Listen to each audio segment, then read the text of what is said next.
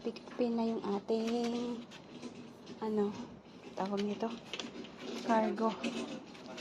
So, uwi na siya ng Pilipinas. Bakit ano naman to, mabigat. Ano ito, Mindanao? Visayas lang. Rojas Capiz. Rojas Capiz yan, Visayas. Sa likod ah. Saan? Sa likod. Bakit? Anong mayroon? Pakpak. Ha? Pakpak. Sige, tawagan mo. Pakpak? Tawagan ko kay Ayan guys, oh. Pagkapatang kuno ka. Susunduin na nila Taxi. ng pinasargo.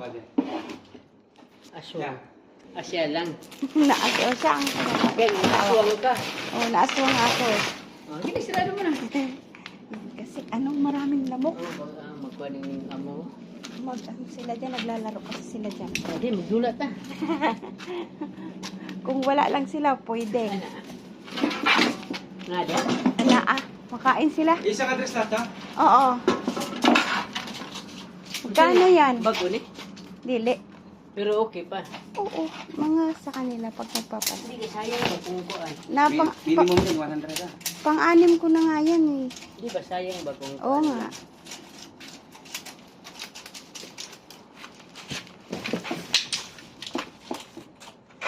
Uy, ba't Inis nga eh. Hindi ko pa inaway, hindi deliver. Wain ko nga. Bakit ang tagal-tagal naman? Sabi kong ganun. 120 to. Okay, so magkano lahat yan? Ang bullshit. Pag ganito nang kuan. Ito na. Tira natin. Ayan na. Mauna na siya sa akin. Sasunod na ako. Hindi ka na babalik? Babalik pa. Mahirap sa Pilipinas. Tama. Hindi mahirap. Kung marunong na dumiskarte, hindi mahirap ate. Mahirap pa rin. Hindi ba Hindi. talaga? Pag Hindi mahirap. Promise. Hindi daw mahirap sa Pilipinas. Kung marunong ka lang. Sa bagay. Ha? Sa bagay. Hindi. Kayong iba, karinderya lang. Sa highway pa ha. Pusog kayo. Nakapalit o sakyanan. Oo. Oo. 150. Tsaka yung ano, yung 10. Tape. 24071. Basta maningkuan lang ka, diskarte lang. Ang imuhad to, dili ka magrenta. Pag may kaugalingon, no? Ha? May kaugalingon. Diha man ka mapatay sa renta. Ang imong ginaakuan makakita nimo dito. Sana bayad. dila nila ilabog kay tama Hindi ra ba nilabog. ka kay restaurant ra ba dito ang nasulod ana mga buak biya. Mayong pagkabalot. Mayo Oh. pero Pero pero siksik mong guni. Sukad- Hindi ka yan. sukad-sukad man wala pa niya may buak. Kay kuan siya siksik siya mo nang uban. Di man jud ang advisable kinahanglan. Pero wala pa may nabuak sukad-sukad. Ikaw ang magkuan dito sa mga mabuak. Di mo na in charge kuan dito sagot sa company. 13 years na ako Oo. sa Pinas Cargo. 13? Kakapadala. Kay ang kuan ani daghang kay mga kuan baga nang di may pagkabalot. Oo. Duoy kay ang kuan. Sige ate. Salamat ng marami sa wakas.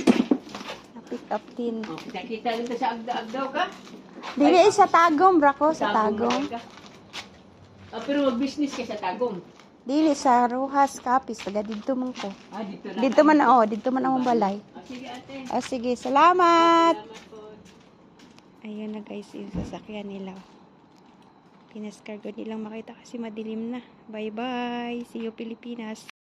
Finally guys, na-pick up na rin yung box ko ng Pinas Cargo. At mauna na siya sa akin.